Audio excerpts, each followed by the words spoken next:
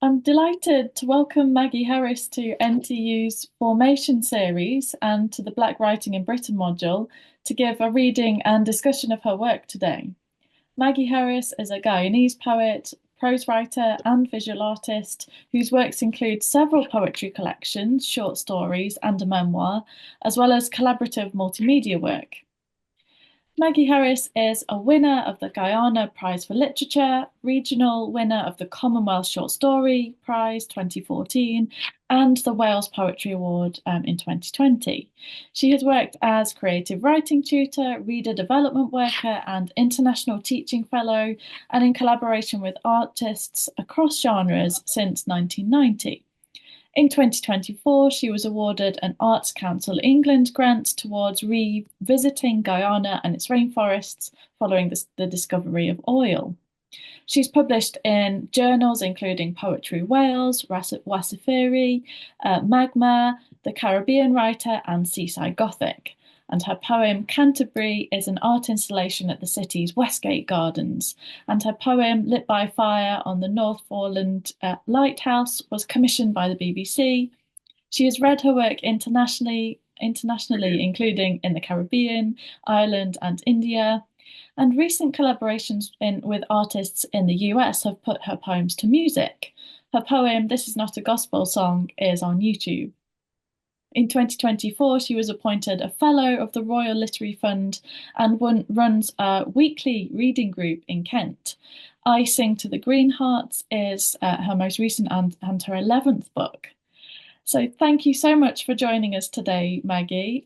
Shortly, I'll hand over to Maggie Harris to read and discuss several of her works, and we'll pose questions so that students can ask questions and continue the conversation. So I think the plan is for us to start with poetry, and then we'll move on to your prize-winning short story, Maggie. So if we could maybe start with your poem, And the Thing Is. Thank you. Thank you so much, Annalise. And hello, everybody. Thank you for inviting me to share my poems with you. And the Thing Is was a poem that I had in my mind of writing for quite a long time. And it took a while to kind of get my thoughts together logistically, really, as you'll kind of see when I start reading. And so when I actually submitted it for the Wales Poetry Prize and was totally surprised when it actually won, I was so very excited about that because you never know with poems if they're any good or not. And competitions are such funny things, really. You know, you're sending off your work into the anonymous universe. Anyway, I'll read it to you, and then you can ask me questions about it if you like to.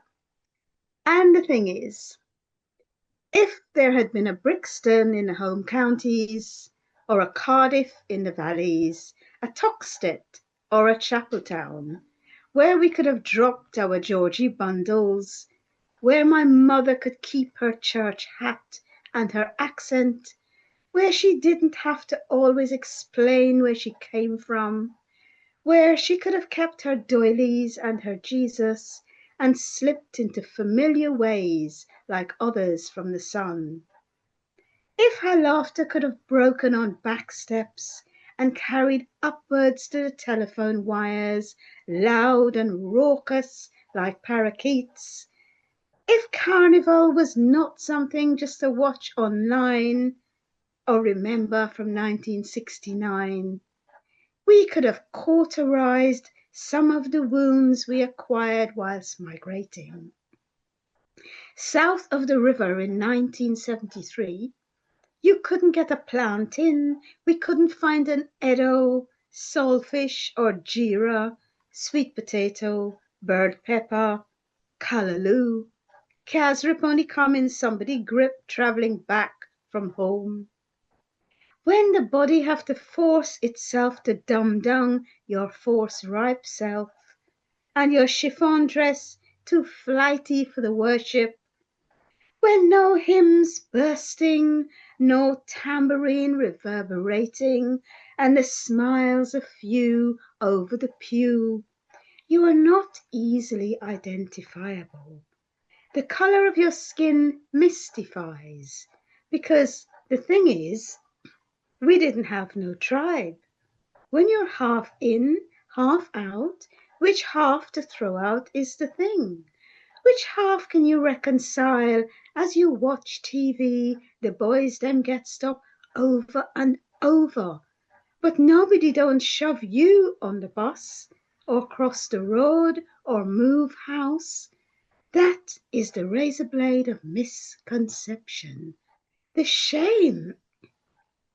You have to beat yourself to belong at the extent of denying half of you, quarter of you, 2 cents of you, 5 shillings of you, from Madeira to the Ivory Coast to Edinburgh.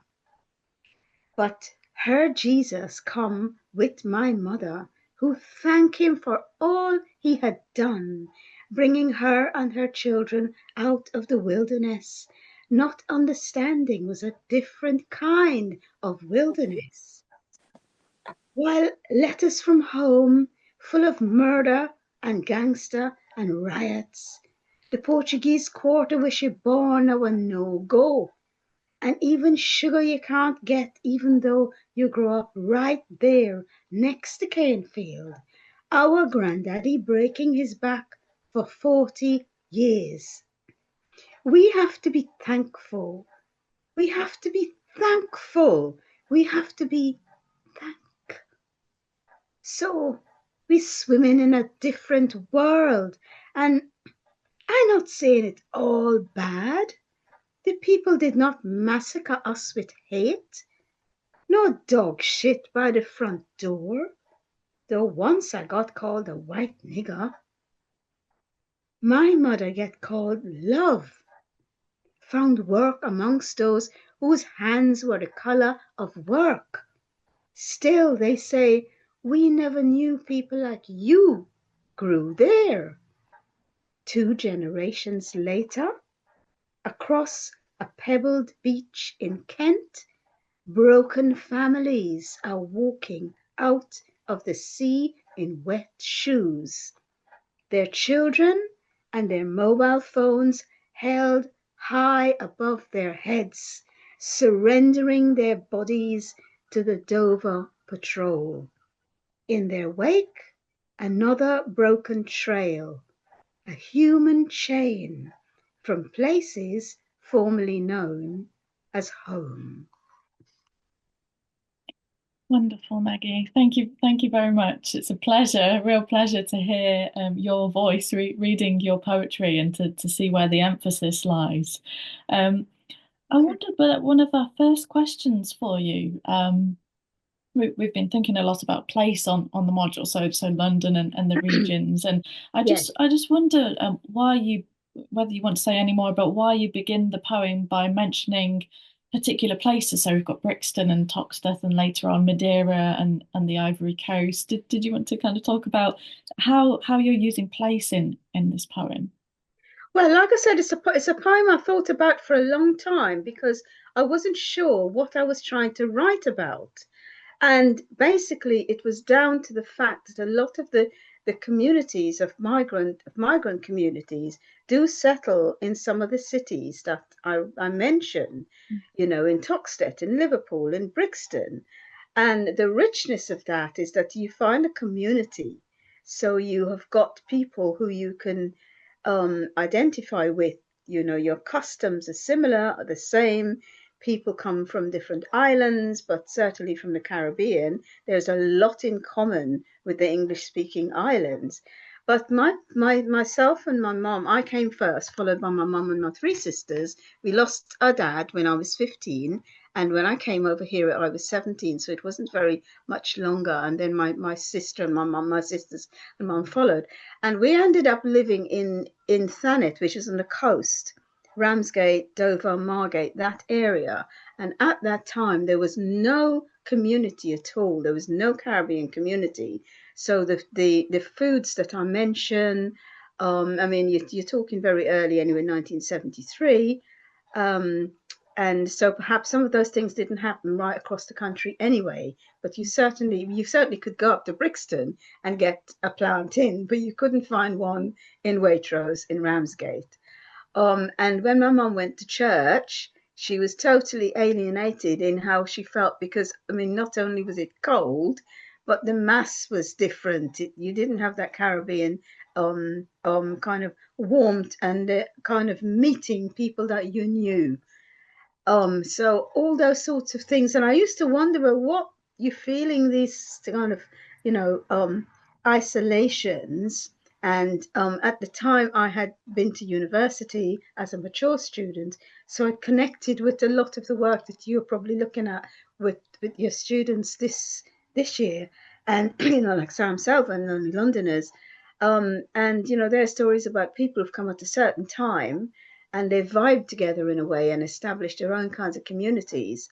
And but most of them, like Sam Self, I think most of the people he was writing about are probably black or probably Asian, and we being mixed race. Race came into it a little bit because even though I thought of myself and still do as a Guyanese, as a Caribbean, regardless of what color we are, some of those stories that I was reading and learning about, some of those places seem to be about race and those kinds of problems which we as a family didn't particularly identify to the extent that others do, which is why when I said about what I was called, and you know, those are kind of isolated um, incidents, but they're all part of the whole thing of migrating and being different, and our cultures being misread. You know, my mother's half Portuguese, half Scottish, so her family came from Madeira, her maternal family. So all those kinds of things came into the poem, and and and that's why I called it And the Thing Is, because the title is kind of like an aside, you know, it's an addition. Well, okay, I haven't got issues. Nobody's putting dog shit on my stair, but these are our issues, which may not be as calamitous as others, but it still has a place in the discussion about migration. Absolutely wonderful. Thank you so much. So a couple of things to pick on in what you said there. So you mentioned the autobiographical. So I'm fascinated in literary biography and kind of what writers make of their own kind of personal experiences, how that comes across in the fiction. So I Yeah. don't know whether you want to say a little bit more about that or anything more about the role of food in your writing more generally. And maybe the two come together is you know is Well, are the they kind autobiographical link, yes. I mean, have always written, and I've always been a visual artist, so that of um, I don't do so much of that anymore. But basically, most of the poems that I wrote, the early poems, were a bit pathetic. They're mostly all love poems for a teenager, very self-possessed thing. But I was always very, very inspired by poetry. So the language of the poems that I learned at school really informed my writing and got me really interested in writing. You know, even poets like Tennyson and Shakespeare, you know, and all those things. And it wasn't really until I came to live in this country and went to university as a mature student that I was actually studying writers from my culture. So that's quite an interesting thing. So then I kind of naturally turned to autobiographical writing because I was trying to understand my place in this place at this time. But as I got older, but it was always linked with history and culture. You know, starting with the food, your sense of belonging, what you know, what you're comfortable with, and a lot of my writing still has those issues, but it's extended to wider issues. But there is still a very much of a focus on the family, you know, because it's become like a, I don't know how to describe it really. It's probably there's so much writing about people who are being displaced, and it's become a very important um, part of the canon, I suppose, is what I'm trying to say. So even though I say with each book, I am never going to write about Guyana anymore, I am never going to write about this, it still blooming comes in some way. You can start wanting to write about coffee and it'll come in. So there you go. That's just who we are. Fascinating. Yeah, so it's something that's always kind of making its way out in your writing, and yeah, fabulous. So thinking about the kind of political, because it feels like this poem is both kind of autobiographical and lyrical and personal and subjective, but also it ends with this quite political kind of note around. I Yes. don't know whether you want to say anything more about how you wanted to depict the kind of historical continuities there, or the kind of contemporary significance. So the way the poem kind of ends as it does, with the broken trail, a human chain Yes. from places formerly known as home. Yes. Well, the thing is with poems like this that really kind of need thinking about in the writing. You couldn't sit down and write it in a day. Well, not unless you live the experience. And really, the way that it ends, I mean, Thanet, where I live, that's where the boats come over from France. So there's a huge migration debate and a lot of anger from local people, as you know. And there are some very visual. I mean, the places that I know, and I can the place in particular, which I had in my mind, was a place called Deal in Kent, which is just some miles along the coast, where some of the migrants did arrive on the beach. And it's weird when you live in a place, and if you go to a place which has got the beach and you're sitting there and having an ice cream or whatever, to imagine that somebody's actually been through that horrendous experience and then just turns up on the beach. And so all those kinds of things, and that's been very much in the fore for the past few years. And this poem, I think I wrote this poem probably about 3 years ago, something like that. I'm not quite sure. So in a way, I was kind of probably waiting for that whole present migration crisis to give me a link to something other than my own story, and also the linking of the whole kind of I movement displacement of people, whether they want to move somewhere or not, whatever forces make them have to move from one place to another. Thank you. Yeah, it's really beautiful how you kind of how you kind of make that movement and that transition in the poem from the personal to the to a broader experience as well. Thank you. Thank you. Um, so what to what extent is this a poem about belonging, or about kind of racism, combating racism? Did you kind of have an intention for the poem when you set out to write it, or did it kind of, I imagine it kind of came out of the creative process, and when did you feel like it was sort of finished, the act of writing a poem? Because it could probably, it's hard to kind of, for I suppose, for a writer to set aside a poem and feel like it's the finished object. It Um, started with a feeling of unbelonging, by starting saying that we didn't come and settle in Toxteth or any of those other places where you've got a community that surrounds you. I mean, don't get me wrong, I am totally into communities not being closed and to assimilating. And I think we've got so much to offer each other. And in a way, it might be advantageous to me as an individual, the fact that I lived in a place where I had to say, okay, I'm here now. Nobody around me knows who I am, even where my country is. I had a lot of that. Is it Ghana? Where is that?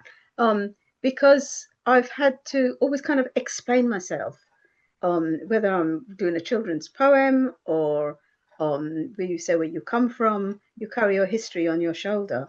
So those kind of early instances. So that situation made me probably integrate more into the artistic community, into life, and now I can call this place home, even though Guyana is still, the kind of rose-colored distant paradise. Um, but it starts from that, and it starts from also thinking about being mixed race and how we actually fit in somewhere, and ends at the point to where it really doesn't matter what color your skin is if you're still going to lose everything that you've had, and that we have got as much connection with the people who are turning up, having lost everything, looking for asylum, moving from A to B to C. So it's a kind of circular journey in a way. And also, I think that all the dramatic, awful things that are happening where people are being displaced because of wars or whatever reasons, it's not something new. It's something that's always gone on, right back to the Romans. And that to me gives me a little bit of consolation. Not, I mean, on one point you think, well, the world doesn't go any better and people are just as nasty and horrible and going back to being really medieval in terms of being, really, really kind of imprisoning others and that whole kind of discourse. But on the other hand, you think, okay, maybe I shouldn't worry about this too much. It's always happened, and we're just part of that, caught in that cycle, of constant moving and belonging and, yeah.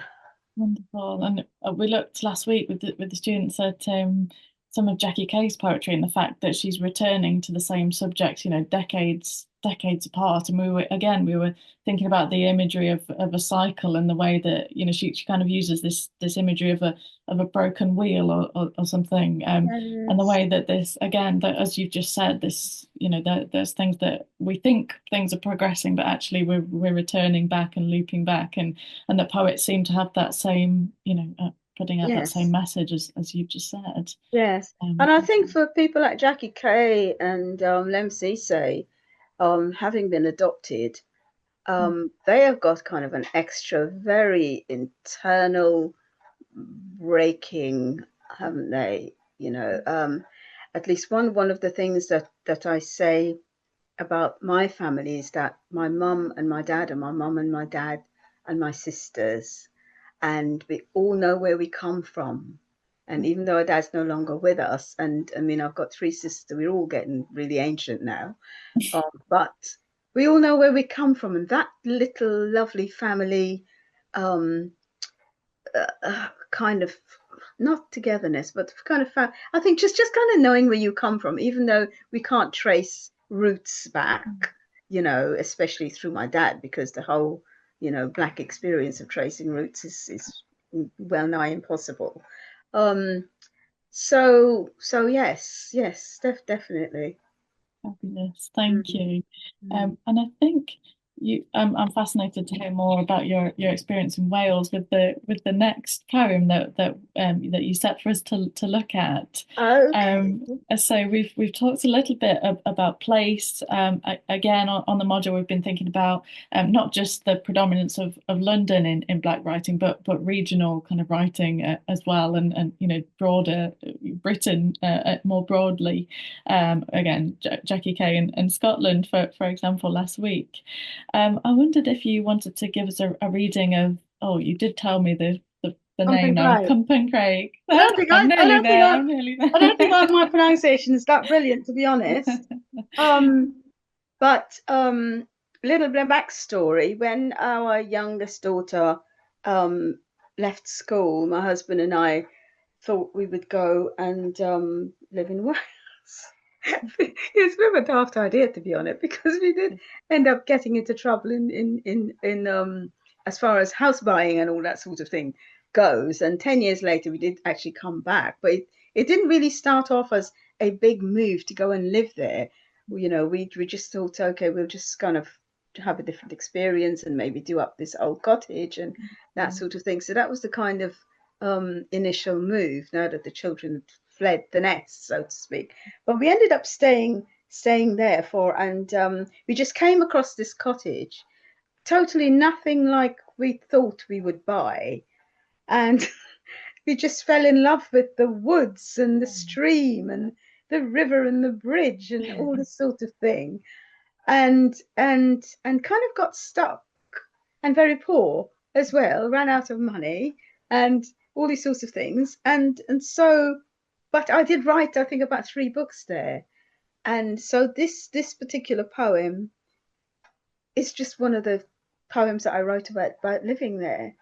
So, and in a way, I ended up. We probably talk about this after I read it, but in the way, I did this other move. It was just as dislocated as I was the first time round. So, so Oh, yes. lovely. Anyway, shall I read Fabulous it? writers retreat. Yes, please. Yes, Lovely. Thank yes. you. So, Copenhagen Place of Stones. Where your navel string berry is not necessarily home. This girl gonna walk, my grandmother say, and walk I walk from Guyana to West Wales, and I leave that place of oceans and slave bones for broke down cottages and hills where people still pray. And I come with my forked tongue, split syntax of English and street Creole to wander lanes with no names and no map, where even sat-nav work hard to find being a limbo beyond satellite, beyond stars.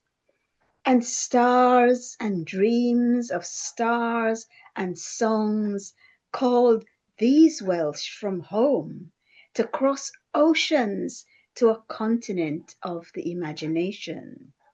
And is peel this country peel like onion?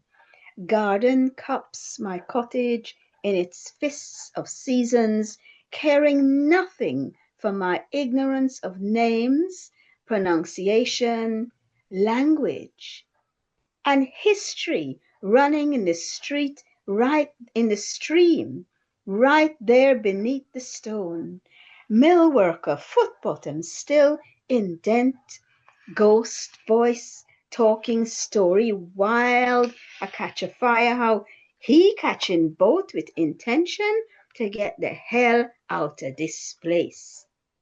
It not for him to know some girl would bring his story right back here and tell him tales of sugarcane and captains tracing latitude and longitude with quadrant, quill, and octopus ink.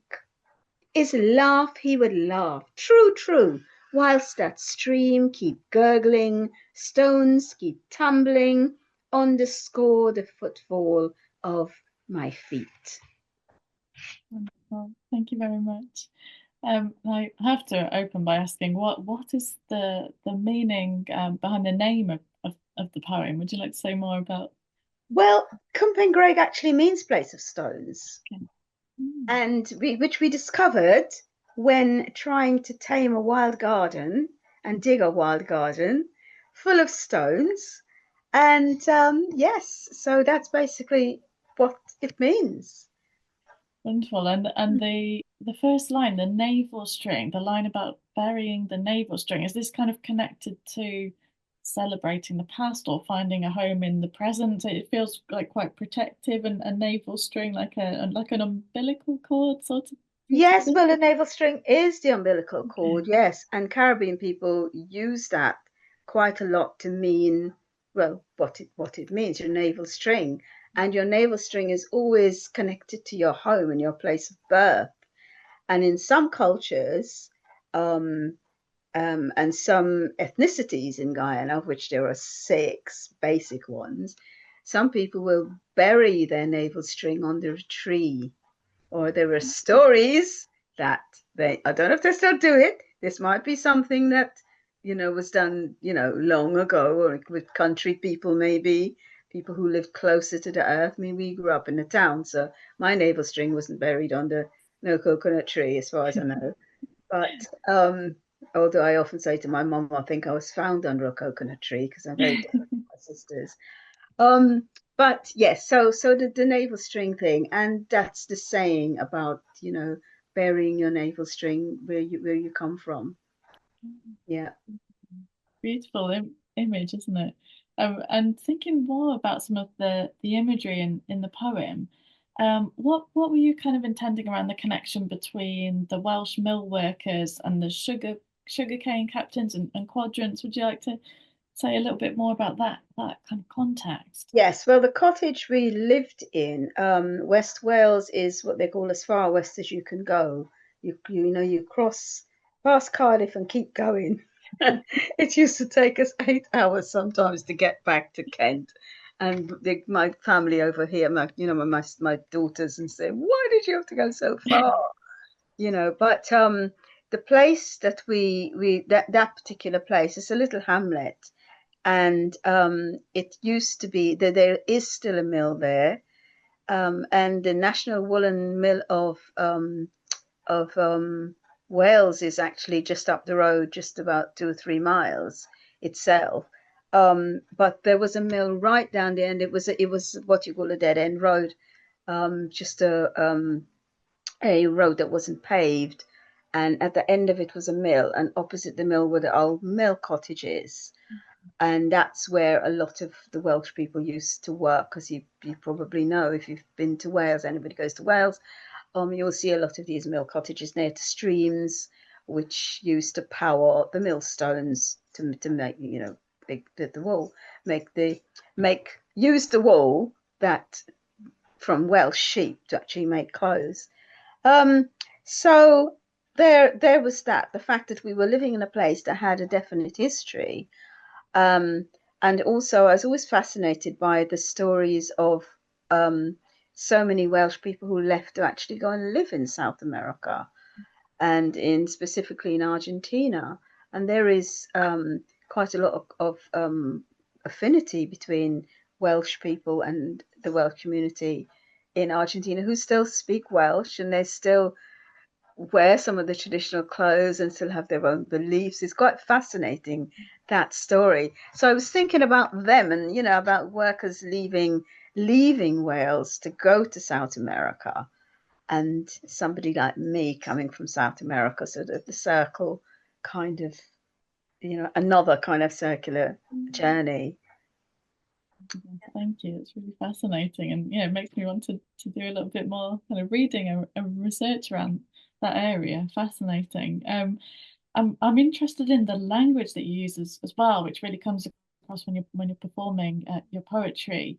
You talk in the poem about forked tongue, split syntax, and also in the version that we've read, we've got a Welsh language version of the poem as well, which Yeah. is another kind of translation, or could you say anything more about kind of that switch between Creole and Standard English, and how effective that is, or yeah, where that impulse kind of comes from?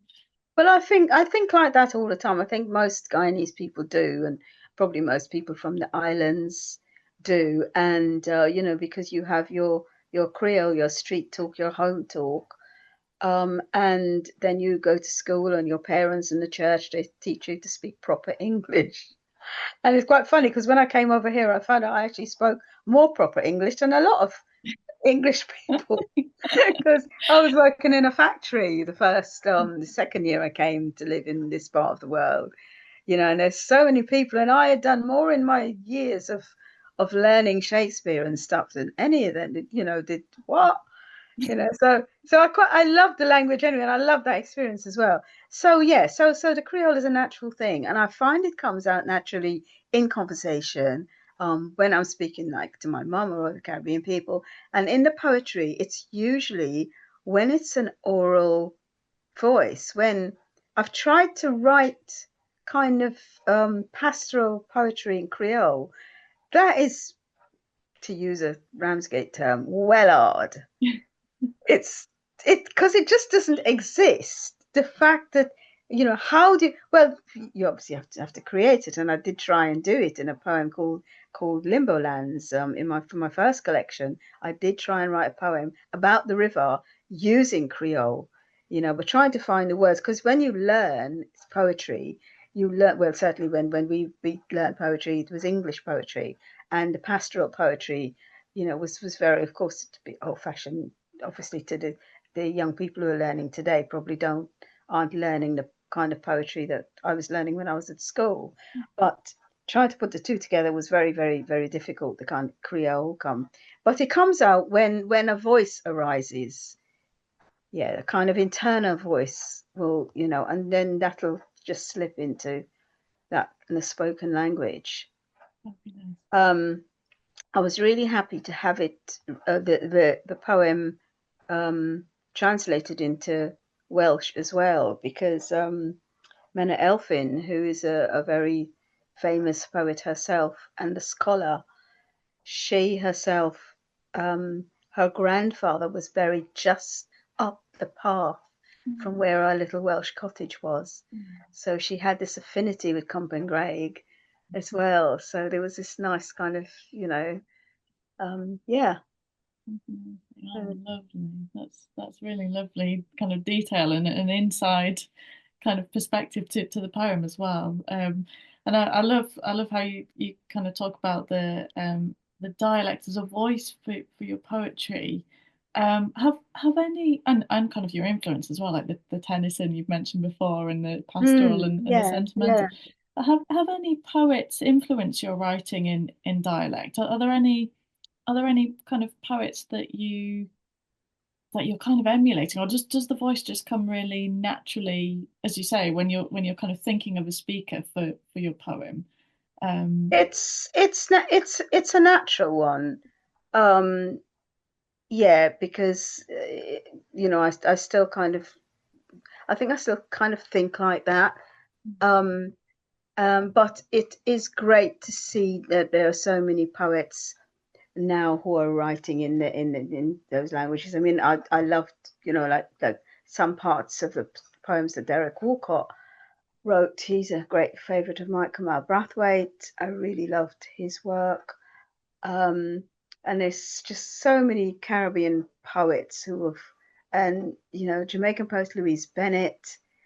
I don't know whether you've looked at any of her yeah, work, we the have. storyteller. I mean, one of my poems in the Green Heart book is in awe of her. I kind of mention it. I don't know if you've looked at that at all. Yeah. But yeah, so it's a thing. It became a thing to be celebrated and to kind of own, because we were always told that it was not a proper language. And there was a guy called Michael Smith, a Jamaican poet who's no longer with us, but he used to write poems where he would incorporate all the kind of storytelling that we would learn, all the nursery rhymes, and then turn it into like a Jamaican patois. So it's a bit like the kind of Caliban, you taught us language so that we can curse how to speak, that quote from the Tempest. So yeah, language is I think it's really revitalizing, and Mali and all these kind of influences, it's kind of owning your own voice and your own way of expression. And does it influence, like, I mean, some of the poets I look at working in the working class kind of tradition, like D.H. Lawrence, he Mm, wrote in like a ballad form for his dialect poetry. It was always in like ballads and that sort of thing. Do yeah. do you kind of think kind of consciously about the form of poetry you're writing in when you choose to write in dialect, or kind of do you It, think it any form can kind of accommodate the dialect or Creole? It depends. Each individual poem really comes with its own voice. I don't think I would consciously think, let me sit down and write a Creole poem today. It doesn't work like that. I mean, with my first book of poems, Limbo Lands, there's the title poem that was written in a very English pastoral way and very simple. It's just a dream that I had where um, I dream my dad was sitting by the side of the river, and there were people walking on the water. And I asked him, who are those people? And he said, that's the limbo walkers. So I wrote this very short poem called The Limbo Walkers. And then I thought about it, and I thought, I think that dream and that image of the women, and not just women, the people walking on the water, um, it really ought to be explored in Creole. And so I did make a conscious effort then to incorporate that. And that became quite a long kind of incantatory poem. Yeah. So that's how that worked, where one emerged from the other and became richer in the telling and with more detail and more imagery. Brilliant. And that poem seems a little bit more hopeful and less kind of bleak than the the thing is poem as well. So it feels like you've set as poems the way you're in different sort of modes. Yes. And maybe we could move on to I Sing to the Green Heart. So this is from your Okay. Sing collection. Right. Would you mind reading that one for us? Thank you. Yes. So I Sing to the Green Hearts. This is the title poem of the whole collection.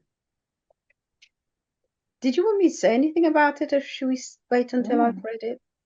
If you'd like to contextualize it first, that's fine. That would be Well, amazing. basically, the green heart tree is a hardwood tree that grows in the rainforest of Guyana that's exported all over the world. I think there are probably a few other places where it is grown, but it mostly comes from Guyana. It doesn't rot in water, so they use it for ports. Now, recently, Guyana has discovered oil, and Guyana itself actually means um, what was I going to say about that? Guyana and oil and oil and water.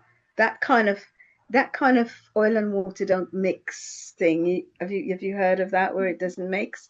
So I was just thinking about the forest and how important it is because I think it's about 87% of rainforest still in the country, which is amazing when you think about the amount of forest that have been decimated all across the world. And so I really kind of honor that the fact that it's such a rich, diverse place, and it clashes with the thought of oil exploration, and so this poem is kind of about that, and also about the fact that when we were growing up, we weren't really taught to love it. We didn't have a parents or a society who said, "Yes, let's go for a walk in the forest today, and this is so beautiful, and we must love it." Nothing like that. So um that it's I don't know, you kind of take it for granted a little bit. But having said that, I didn't actually grow up in a rainforest. We lived very close to a river, and within an hour, half an hour, you could enter the rainforest, but there was no close um much of a close encounter or affinity with it as growing up as children. In fact, we were warned, don't do this, don't do that, and read all the fairy tales, as we all do, about woods and forests and that. So there was always that fear. So I think to the Green Hearts wanted to kind of explore those ideas really, and just my personal feeling of a conversation with the green hearts and with the forest. I sing to the green hearts. I sing to the green hearts. Don't you remember me?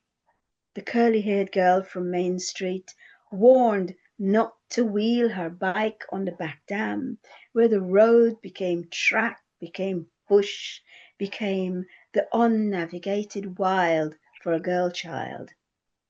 How can you not know me when my heart dropped down over the stelling to watch the waters swirl about you in a feast of crabs and mud? All I knew was green heart never rot, so they take you all across the world for harboration. No one let our forests sing. The whine of chainsaws cut out their harmonies, only cries of fallen slop and capuchins screaming, birds rising, flame into a dust bowl sky. Keep to Main Street, they said. Do not go wandering into the bush. There are only murderers there, and ghosts, mad men with cutlasses and quicklime, searching for the way home since slavery time.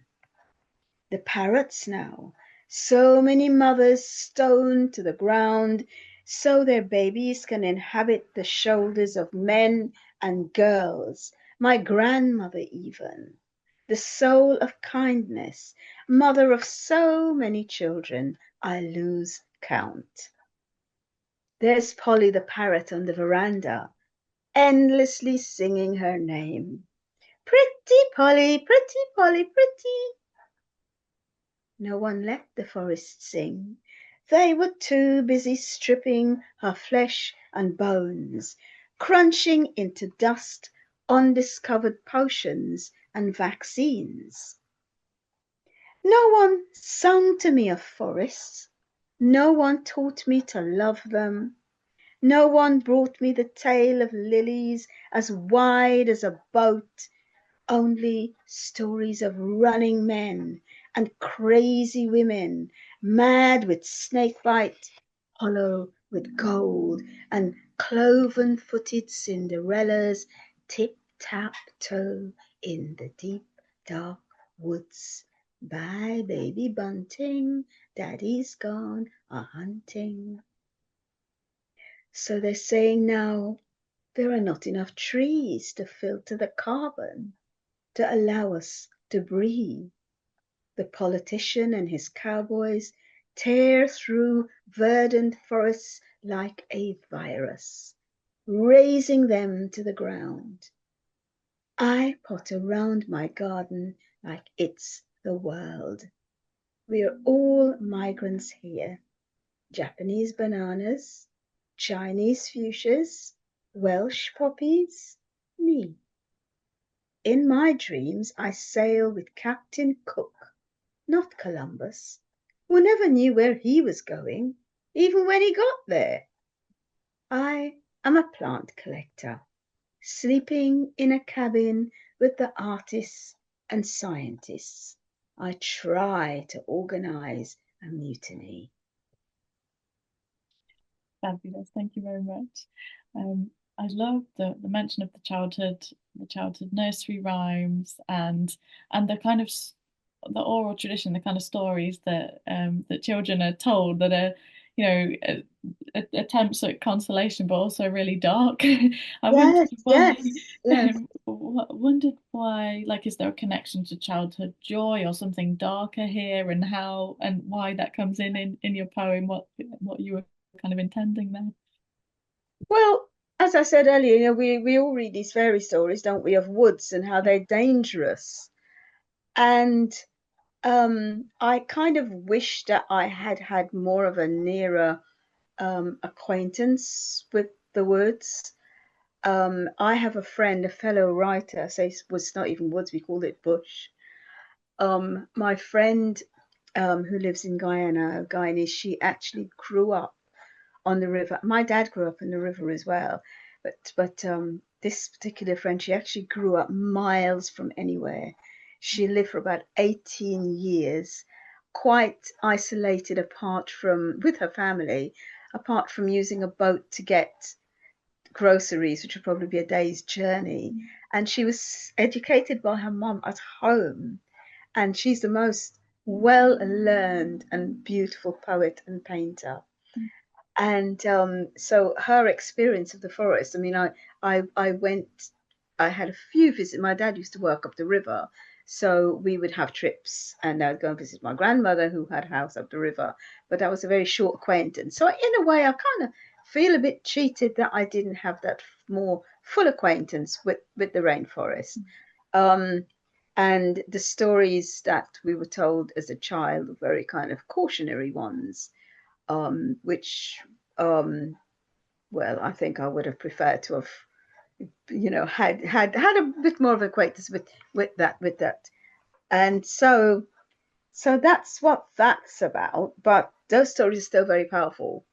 Anyway, storytelling, all the stories that we learn in childhood, I think, especially those very old ones, are very, very um, very cautionary and still very important in how you view the world.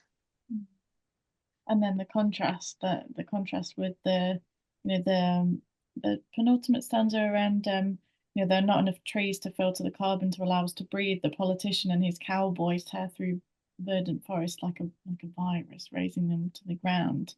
I Yes, kind of particularly in Brazil, you know, there's so much destruction. Well, right across the Amazon, really. And that's another thing, you know, because even though, you know, I come from a country which is called Guyana, which has got a line around it, like most countries have, you know, if we view the whole continent from space, it's just one mass of green that has no borders around it. So everything is interconnected, isn't it? And what politicians and what communities do by destroying so much of the rainforest, it goes over borders sometimes, you know, and Brazil and Venezuela border Guyana, and there's all sorts of geographical confusions about who does what, and you know. and the Captain Cook and Columbus and the contacts you raised. Did you want to say any more about kind of bringing those in? Because this poem, it feels like an eco-feminist poem. I think there's a lot of there's kind of a patriarchal structure kind of going on here. The you know we could possibly read this in like an eco-feminist terms. Was that something that you were Definitely, thinking? definitely, because I mean, even being a girl child, Mm, I, you know, not we weren't allowed to do what the boys did. You know, the boys were the ones who were allowed to jump into trenches and learn to swim and cycle farther into the bush than we could, and that kind of freedom is definitely there. Um, but with the destruction of the forest and what we know now, obviously all these years away from the 50s when I grew up, you know, we know these things now, and yet we're still doing it, and the forest has still got so much to offer in terms of medication, and there's still on uncontactable tribes, and you know, all that sort of thing. It just seems absolutely horrendous, because I did go back to Guyana 2 years ago, and I was actually really horrified to see how much some things have changed in terms of um, new flash buildings, lots of kind of McDonald's type restaurants, loads of plastic which isn't being recycled, loads of rubbish in the street which isn't being tended, and it clashes so much with the pristineness of the rainforest, which thankfully is still protected up to a point. But now they've got what they call ecotourism. So you don't know what's going to happen. And there's a huge road that goes all the way through the forest from Guyana to Brazil. And who knows what kind of progress will bring. And the end of the poem, I always think the last line is very important, because this whole thing starts with exploration, isn't it? You know, I mean, of course, you can't turn back time or tide. So I like, you know, I used to like reading about the stories about the scientists that went off with Captain Cook and climbing the Himalayan mountains and bringing back beautiful Chinese um, plants and bringing them back to Kew, and you know, that's a whole other story, the whole kind of botanical thing. But I just wish they'd just stop, because that's what kind of led to this, you know, all this kind of going out and chopping forests down. yeah. Yeah, and there are a few like the beautiful images with the that we're all migrants here: Japanese bananas, Chinese Yeah. fuchsias, Welsh poppies, me, Yes, yes. um, and the context around I think the grandmother with her parrot. The yeah, did you want to say any more about the incorporation of any of these? Yes, you know, most people living in the country, or certainly by the river, they normally would have monkeys and parrots, and I saw a program recently, and with the Amazonian tribes who are still living in nature, there's still lots of jungle animals that are pets, and but they still hunt. And sometimes I don't know if attitudes have changed in terms of it. I don't think people specifically go out to get a pet, but they might go out hunting and then bring back maybe a baby that's his mother, it's been shot. So you had that. But certainly in my day, they would used to bring the babies back, and then people have them as pets. So you know, and I think because my grandmother, she had a monkey, she had a parrot, And it was just kind of a natural thing. And we look back on that now and we think, well, how did, is that okay? That's that sort of thing. So that was that message there. Um, what was the other thing you asked me about? The botanicals in the garden. Yeah, Do you yes. think? Actually, my love for gardening actually really developed in Wales because we bought this large rambling garden which needed a lot of work, and it gave me the idea as I tended the garden.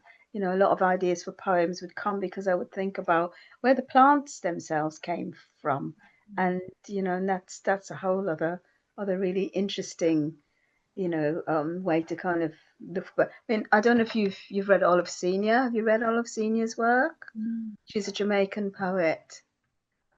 She's written quite a lot about plants and animals in her work, and one of her collections is called Gardening in the Tropics, Mm. which is just beautiful. So I'd encourage your students to read that because they're very um, mind opening and really wonderful. They really, really inspired me. Wonderful. And there's something so that the use of grew as well in one of the earlier poems that you read that the growing here. There's something really important in your work, it seems, across these poems of growth and being planted somewhere or uprooted and but you can kind of see this natural imagery in each of your poems as something really significant, really important. There are a lot Um, of connections, especially when you are gardening. The metaphors are very rich. I mean, it's like Seamus Heaney and his pen digging, all that sort of, it's very easy to kind of fall into that kind of literary trap, really. But I have borrowed it actually from one of my poems about my grandmother. Yeah, where she hands me something instead. She handed me a pen. I think Seamus Heaney was he handed a spade or something, or I can't remember. Digging. It's called Digging. That poem by Seamus Heaney called Digging. Um, yes. So it's gardening really opens up your life as a writer because there's just so many metaphors that are useful in terms of even about time, because you never get to that day when anything is ever ready, because nothing's ever ready. So it's kind of ongoing, the whole way of thinking about time. So it helps me write, being a gardener in a nutshell. Wonderful.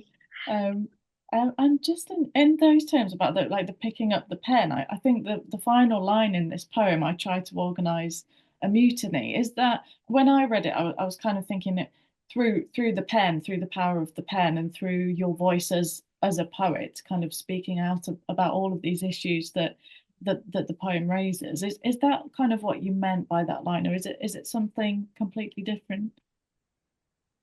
Well, I wanted to kind of hold back time in a way so that these guys wouldn't go exploring and build colonies and empires into natural places. But of course, that's kind of nonsense. It's just a dream. But certainly, um, when you're writing, how you actually articulate something is very important. And it's quite funny because my editors, lovely though they are, they kind of wanted to drop that last line, and I said that's the whole point of the whole poem. It's the whole kind of key to it, because without that last line, it doesn't have the weight of what I'm trying to say. I don't know if you agree with me or not. It might be Yeah, no. indulgence, but No, I really love that last line. It's like a call to action and we've kind of spoken about you in kind of eco-feminist mode here, and I think that's that call to action from the poet is really important, really significant. So yeah, I think you're right to keep that line in. mm, But for mm. sure. That was used by some Guyanese artists in an exhibition. And I can't remember what their total issues were. probably to do with organic growth and about the freedom of voices, and also about keeping Guyana as green as possible as well. But I think they were a bit more kind of revolutionary in terms of what they were trying to express themselves, because it's one of the things. I mean, now there always been very many really good artists and writers that have come from Guyana, but the country hasn't really had the kind of support academically and artistically as we do in this country. You know, we've got the Arts Council that help you fund things. You know, I've been lucky to, you know, have won a couple of scholarships, and I think you really need that kind of fostering. And a lot of the artists in Guyana haven't really had that.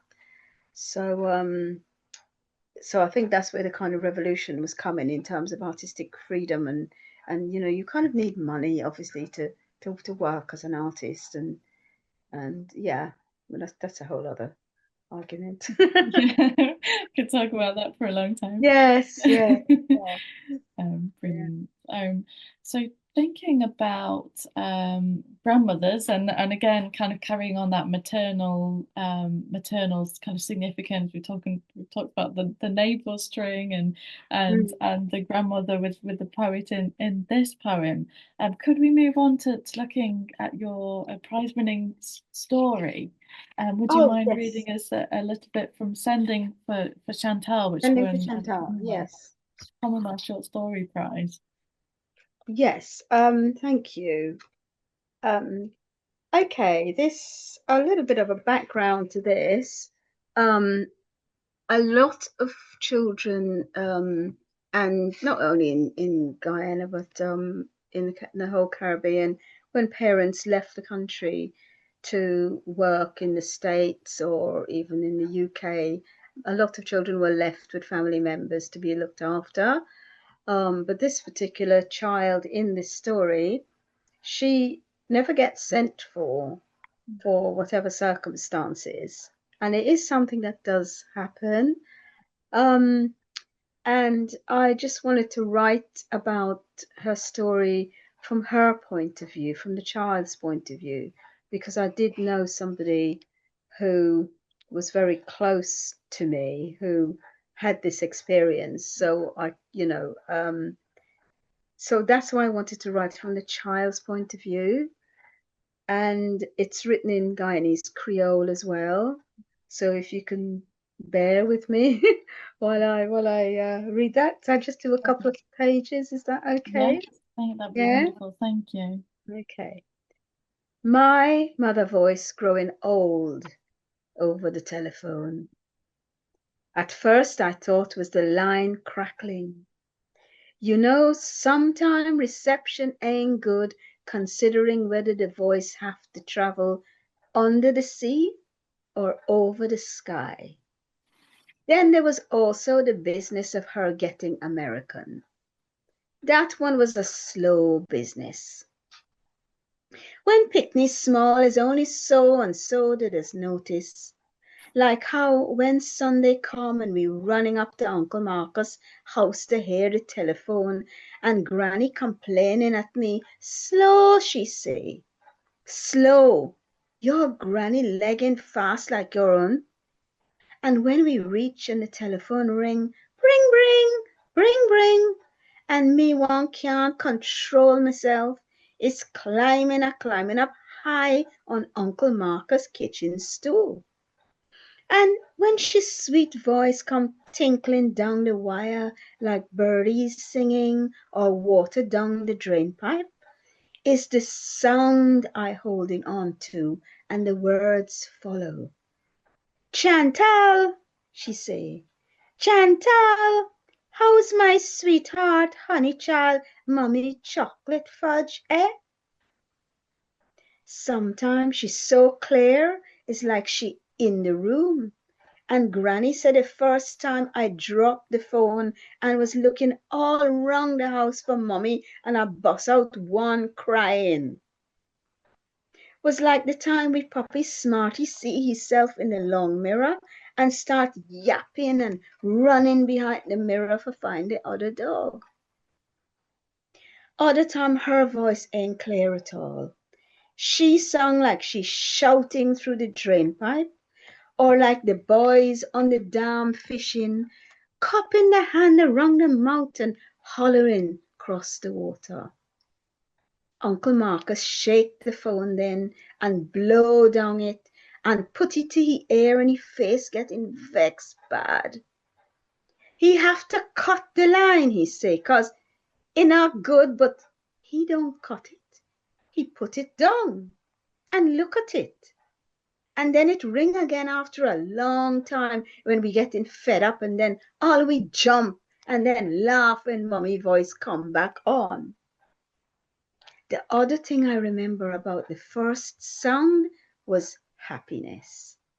Happiness come jumping through the telephone wire like sunshine running on paving stone. Mommy laughing and calling me her chocolate fudge and how she was going to eat me up and blow bubble on my belly like she used to. She even sing me song. She sing me song from movie pictures, from films I know she see, like We Up to See the Wizard.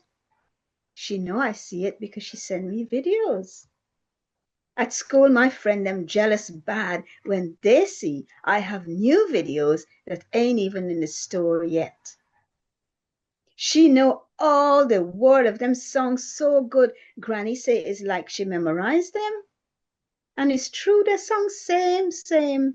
Maybe that was one of the times she started to sing American. The thing that confused me is this, Mommy happy voice.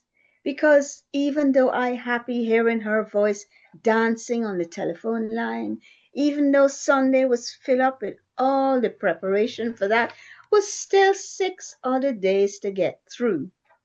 And a day was a long time from breakfast to night.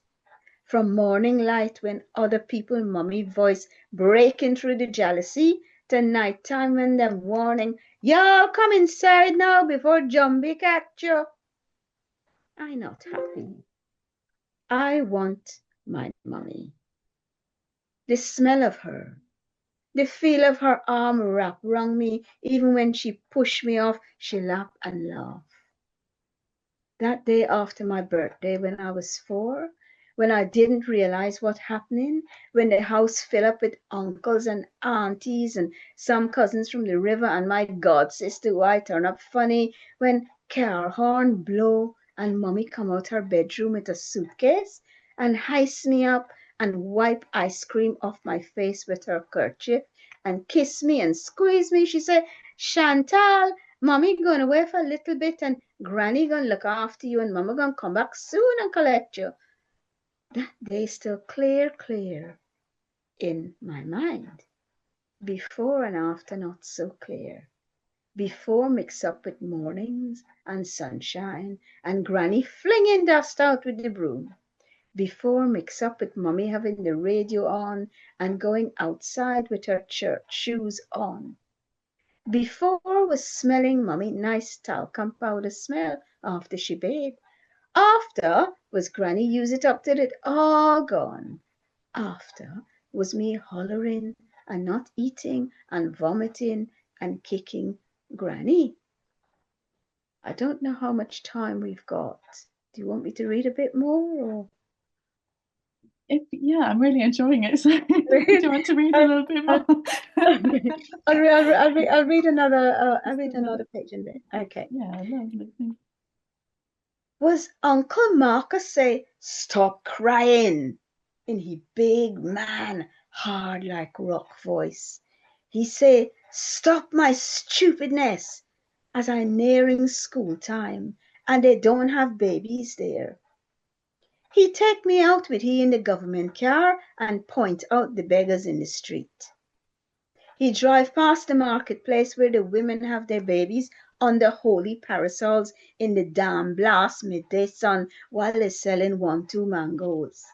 He drive up the country with the naked skin children playing on the standpipe and he asks me if I want to end up like them. Then he'd drive me by the seawall and buy me ice cream and tell me my mummy working hard for send me to America. In school was a white lady teacher. Her voice jumped up and down the classroom like balloon when air fizzing out. She teaching everybody to read, but some of them like we find it hard.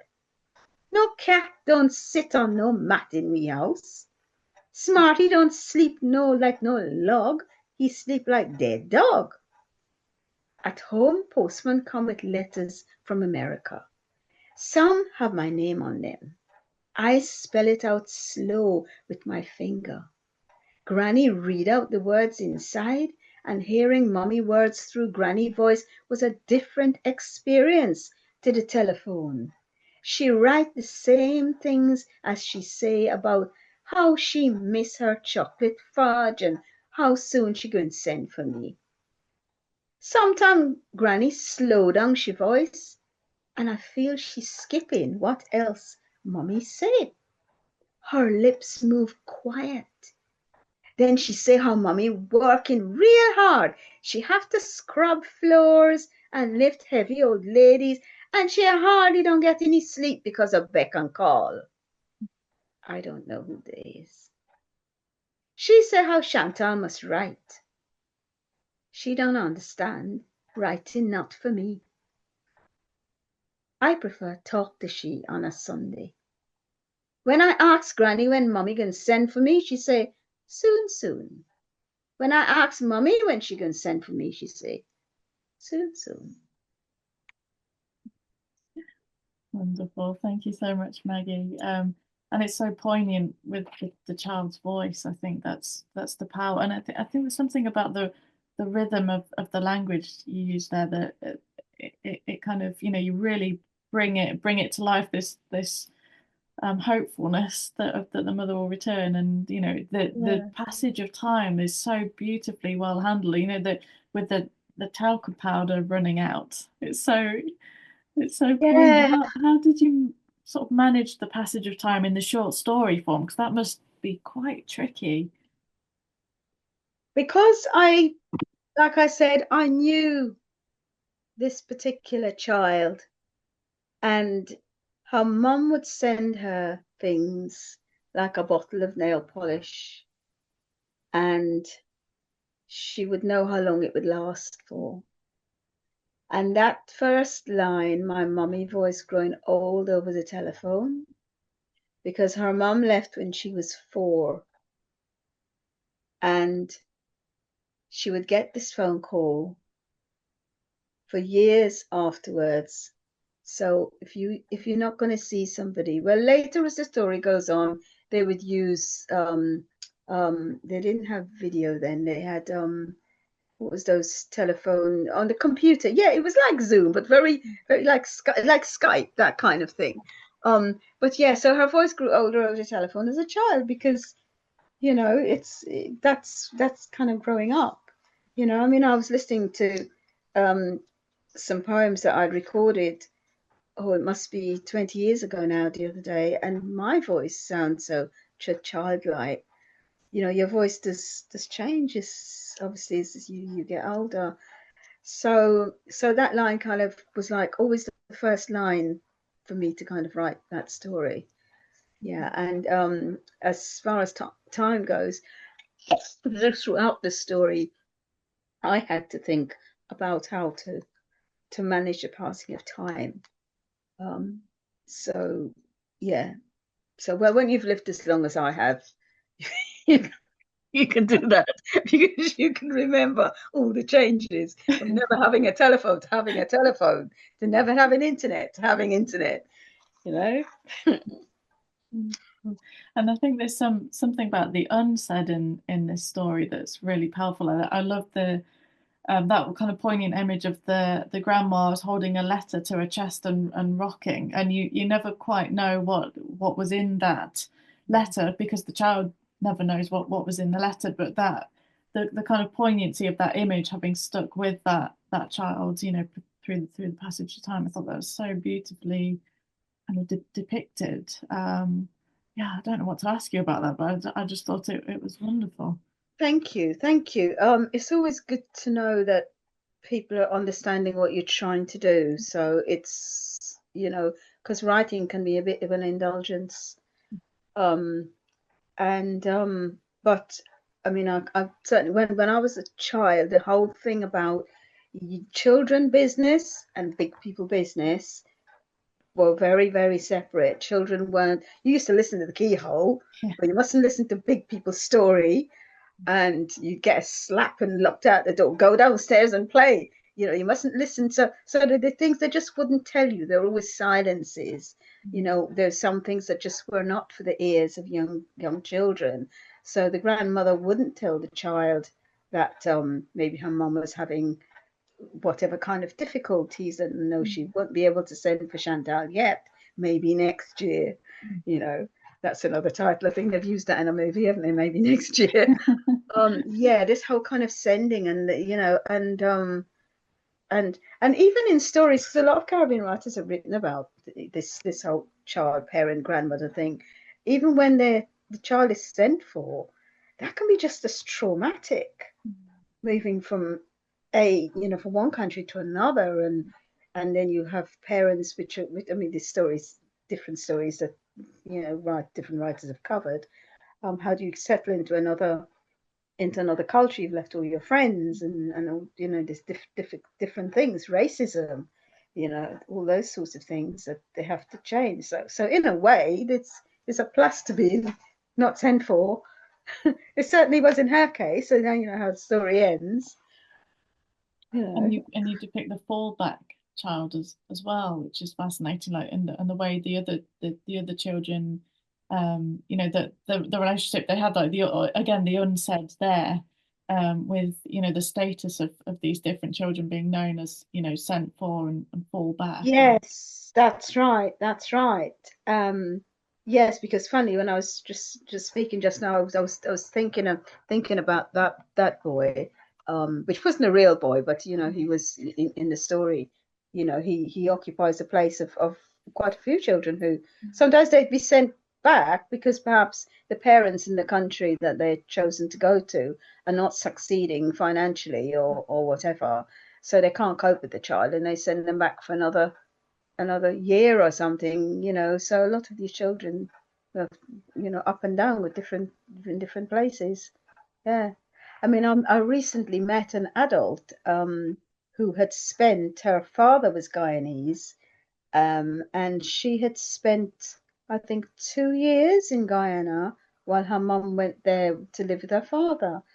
Formative teenage years as well, between 12, 13, 14. And it's still such a strong thing in her life that she's a writer herself, and that's what she wanted to explore those 2 years, because it had such an impact on her life. Yeah. Would you like to say anything about we've kind of again covered the ecofeminism in the poetry, but anything about the kind of maternal or the matriarchy that we seem to get in this story? How Well, I think grandmothers in all cultures, they operate in a really, really important role, don't they? Because they're that linked to the past. They're usually seen in a communal, supportive things. And I'm not talking about grandmothers who are out smoking and drinking every night. Not the kind of grandmother.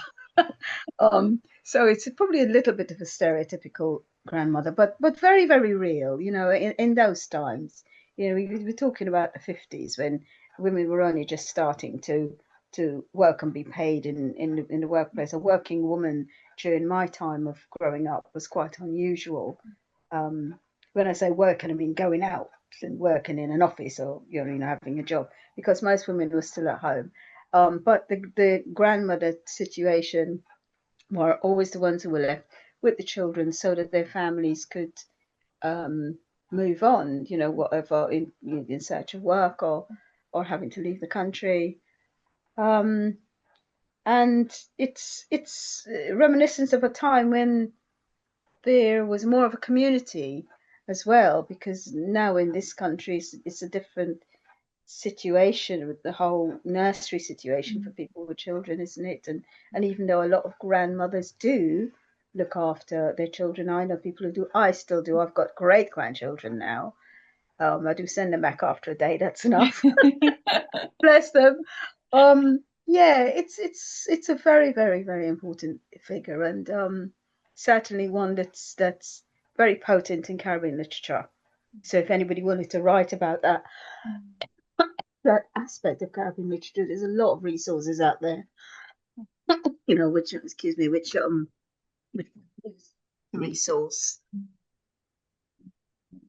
And yeah, it seems that we're getting, it's almost like a frame narrative, I think, with the grandmother telling Chantal the stories and having to kind of do that consolatory work for the child, and then the child relaying it to us. It's kind of really powerful. Yes, yes, Kind yeah. of the grandma is the storyteller in a way, but this very powerful kind of child's voice using the correct, you're kind Mm, of dramatizing with the Guyanese Creole, mm, which really kind of brings the story to life. mm.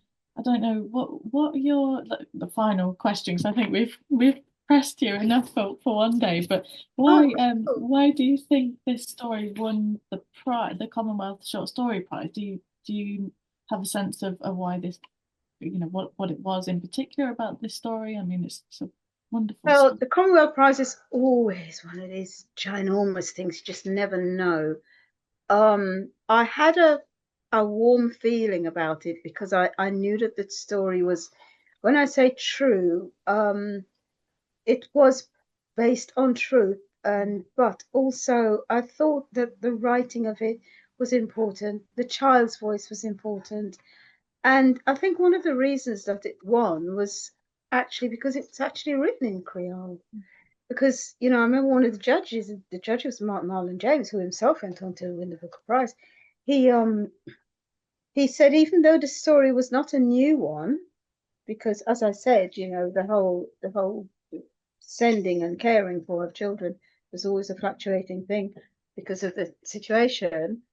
I don't think it had been done with that voice, or through a child's voice.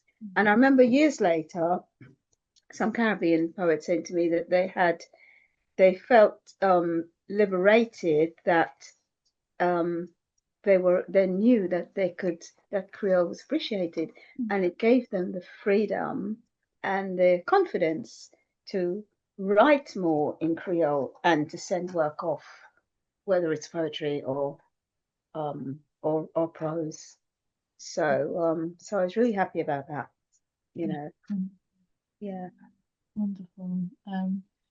Fantastic. Thank you so much, Maggie. That's given us such a rich insight into your work, and we really appreciate all your time today. Thank It's you. absolutely wonderful, and there are loads of threads I've been kind of noting down that we can pick up with the students in the weeks to come. But Okay. just a huge thank you for your time today, and for that fascinating That's a insight. pleasure. Thank you so much, and thank you for giving me the chance to share my work, which is really really lovely for me, because it's no good sitting at home with the book just closed, is it? Nice to know that people are actually reading it.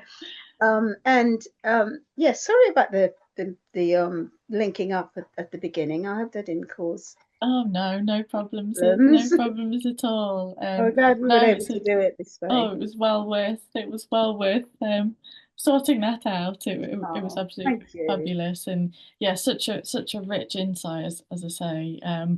What are you working on at the moment? Have you got a project? Yeah, I've got I've got some bits and pieces I'm working on. Like I said, I went back to Guyana a couple of years ago, so I was working on some kind of rainforest inspired poems, and also writing a bit more about my life in this country, because even though um it's been part of the books that I've read, um that I've written over the last years. I haven't written as much as I like to about the kind of later years, and probably a little bit of autobiographical, and also about the place of poetry in my life, because I'm quite interested about writing a bit about that. So anyway, who knows? Fabulous. finest. We'll be looking out. We'll be looking out Thank for you. what else you're Thank you bringing so out. much. Thank Thank you so you. much. Thank Thank you. you. It's a real pleasure. Okay. Okay. Bye bye. Thank you, Maggie. Take care. Bye.